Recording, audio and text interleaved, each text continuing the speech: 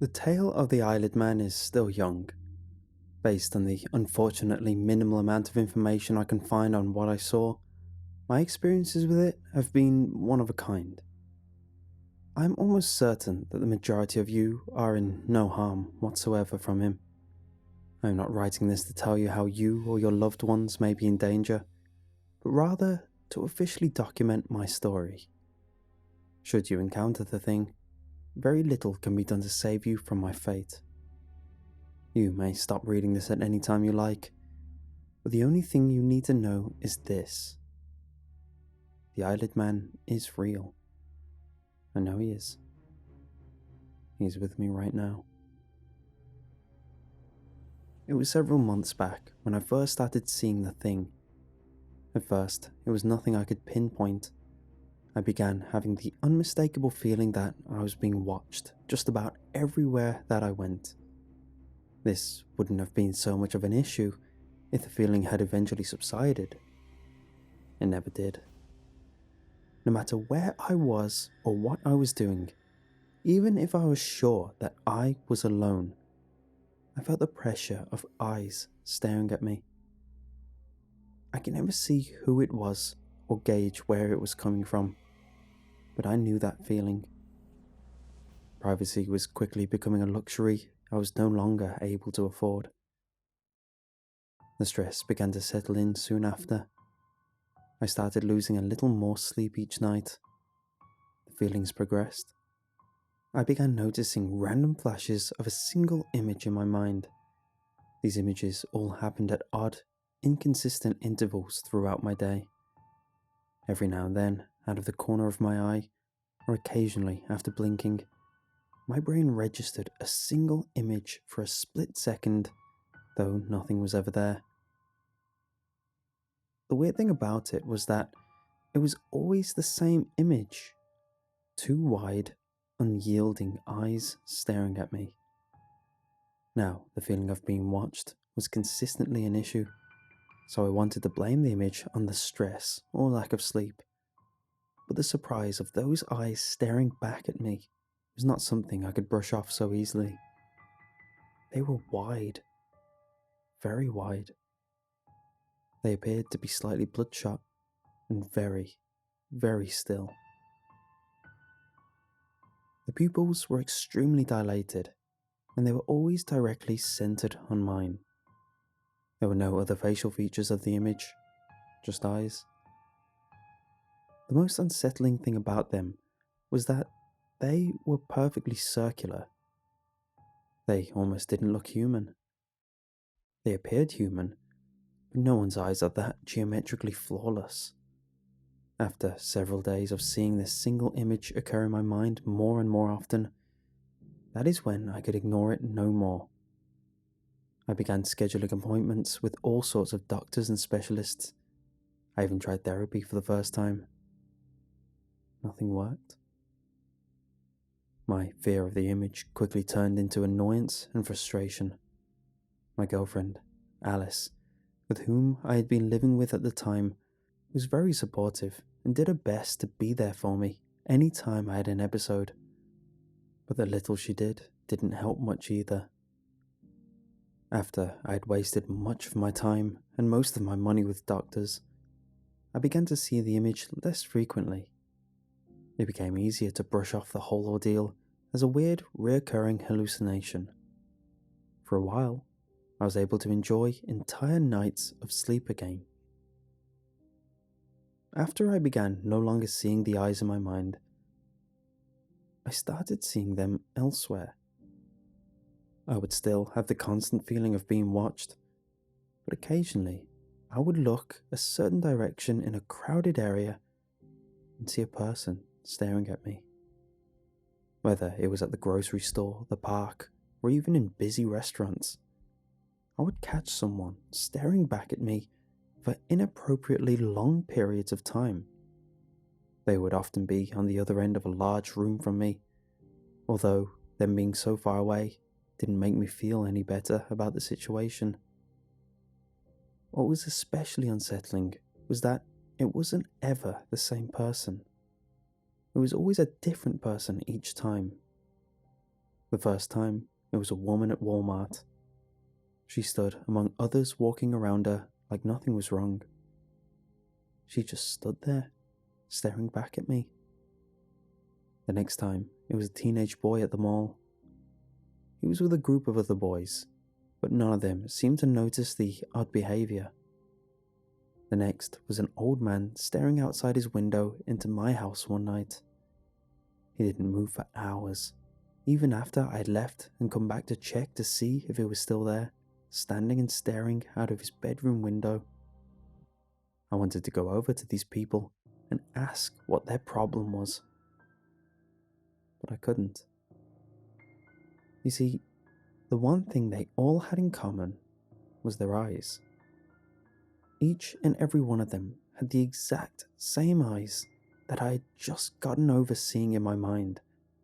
Bloodshot, glaring, void of emotion, very wide, and perfectly round. All the fears and anxieties came rushing back for every single time I saw them on someone's face. I quit my job.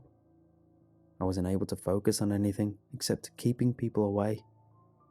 I was so scared that, soon after, I stopped leaving the house altogether. My girlfriend was able to take care of us both for a while. I felt bad about putting so much pressure on her, but I didn't know what else to do. I just needed time to get away from people. I thought it would work, but like everything else I tried, it didn't. I occasionally looked out of a window to see that same stare plastered on some passing neighbour just outside my house. They just stood there for hours, staring into my home. Most of their faces were usually expressionless. However, occasionally, one would wear a devious grin that stretched across their entire face. I admit to being one who scares easily, but every one of those staring people terrified me more than anything I had ever known. I wanted to look away and shut the whole thing out as my own imagination. But after 3 weeks of seeing these sick, malice eyes, I knew I needed to face it. I needed to know what it was. But I was always afraid of approaching it. Seeing those eyes went from being a once every day occurrence to being once every single time I looked out of my window. It started with the old man across the street staring out of his window. It then took the shape of drivers stopping just outside my house to stare at me from inside their own cars. Within the week, it turned into neighbours standing on the sidewalk outside of my house. It wasn't long after that did they start standing on my lawn. I tried to get my girlfriend to see them with me, but like every other person, she never saw anyone there. I would see them moving closer and closer to the house each time I looked back. I screamed at them. I threatened the police on them. When I did finally call the cops, they too saw nothing. I didn't want myself committed, so I tried to convince myself that they were just illusions for the sake of appearances. But I knew better than that. I chose not to look out the window for a while. I figured, if I stop giving them attention, maybe they'll go away. It had been 5 weeks, and I could tell my girlfriend was growing more and more upset that I was not feeling better. We barely spoke anymore. We shared a bed, but I never slept. She was so stressed out about having to work more to take care of me that I could tell she was on the edge of packing everything up and leaving. I couldn't blame her, but the last thing I wanted was to be alone. After a week of avoiding windows, I took a peek out of one and found no one around. I checked all around the window, expecting someone to be very close by, but there was no one in sight. I looked through all the other windows of the house.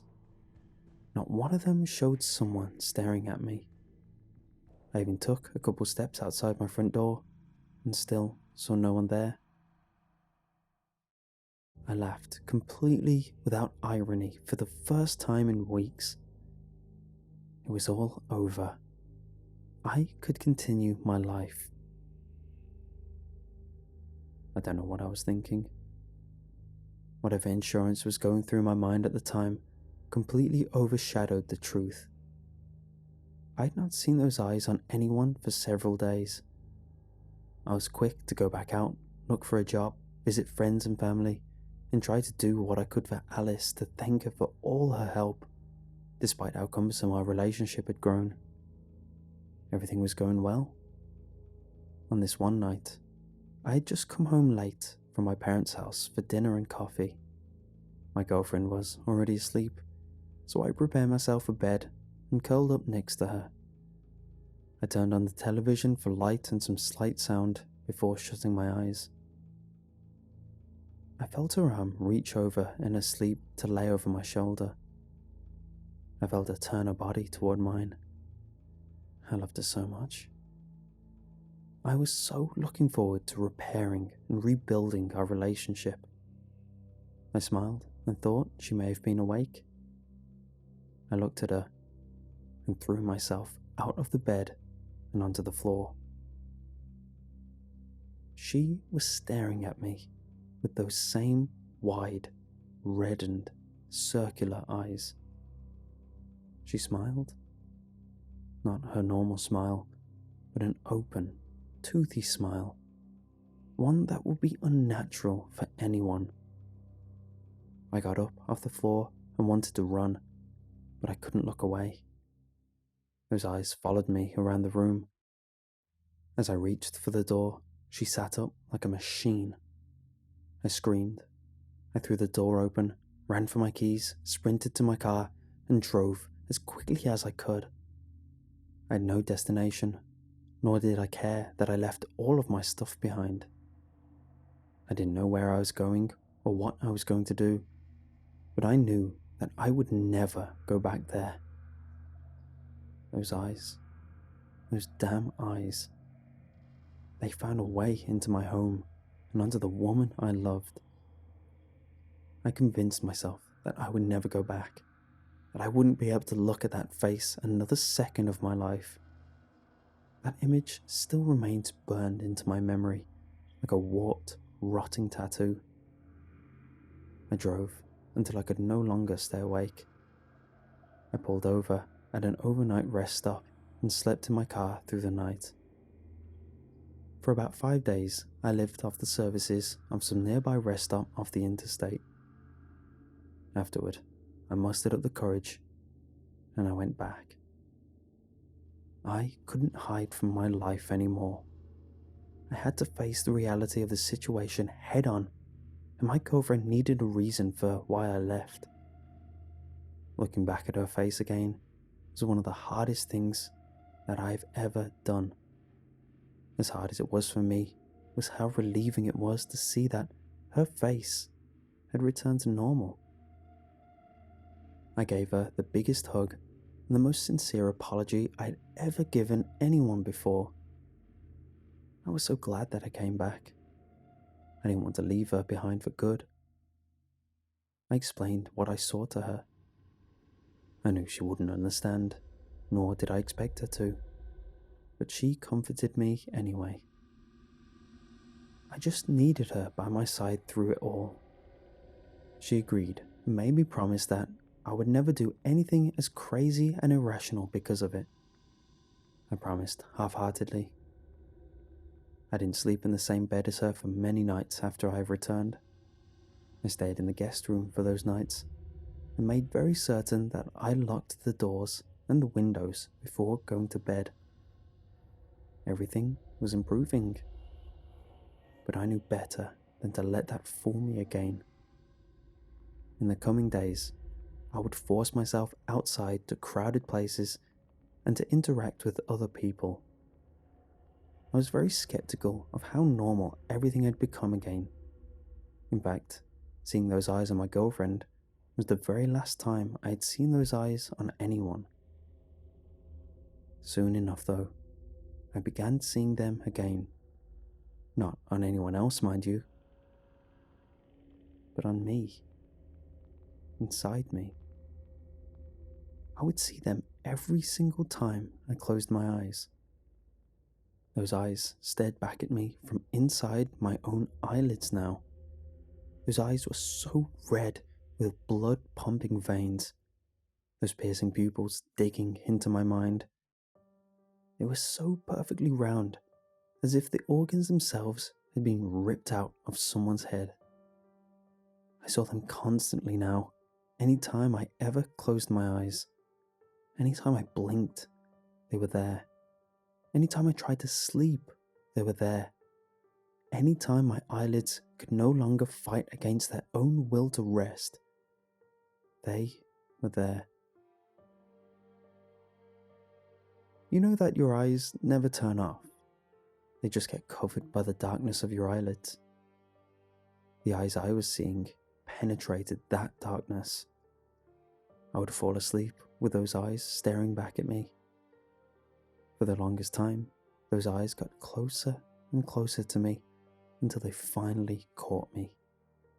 They burrowed into my body and invaded the one place I knew I could always be safe. I would go days without sleeping, to the point where I would physically beat myself into unconsciousness just to get some rest without having to look at those eyes. I always did though. I was always looking at them. They followed my own eyes from behind my closed eyelids. Even as I slept, they invaded my mind. They turned my dreams into nightmares and my nightmares into reality. I knew that I could no longer live this way. One night, as my girlfriend worked late, I scrawled down a short apology on a piece of paper and locked myself in the bathroom with a straight razor. I stood over the sink and held that razor against my wrist for what seemed like hours without motion. I began to sob as I came to the realization that I couldn't bring myself to end my life. I'd always been a coward, and I knew it. I hated crying that much more because it forced me to close my eyes. I was sick of them. The fear I had for them was vastly outweighed by the hatred I had for those eyes for following me around for so long and ruining my life. They invaded my body. They infiltrated my mind. They live, pulsating and searing their malicious stare behind my eyelids. That's when the idea happened. I raised the razor to my face. I clenched my teeth as the blade glided slowly and carefully through the top of my left eyelid. I had to give them no place to live. I could no longer stand their burning, hellish stare. I was determined to get rid of them one way or another. I had to constantly wipe blood away from the spot, along with keeping my hands smooth and steady. I removed my top left eyelid and then dropped it into the puddle of blood accumulating in the sink. I began immediately on the bottom left, removing it from my face in the same slow, methodical fashion. Then came the next eye. I was much quicker with removing the infected skin on the other side after a little practice. I felt the blade cut slightly into my eyeball, but I cared very little at that point. I was able to cut away most of the top right eyelid, but ended up just yanking the rest off to save time. Finally came off the bottom right eyelid, who soon joined the rest of the blood and tissue collected in the sink. It hurt so much, but the payoff was more than worth it. I would never have to look at those eyes ever again, and I could finally move on with my life. I washed away the blood from my face and the sink, as well as throughout the cursed eyelids. As I finished drying my face, I looked up in the mirror, and I couldn't believe what I saw. Those eyes, those same eyes, My new eyes were intensely bloodshot. The pupils were so wide they nearly swallowed all the white in an inescapable darkness. The shape was so perfectly round, symmetrically circular in every way. I stared at myself in the mirror because that was all that I could do. I could only stare back at the same creature I'd been hiding from for all this time. The eyes had finally caught up with me. Everyone now calls me the Eyelid Man.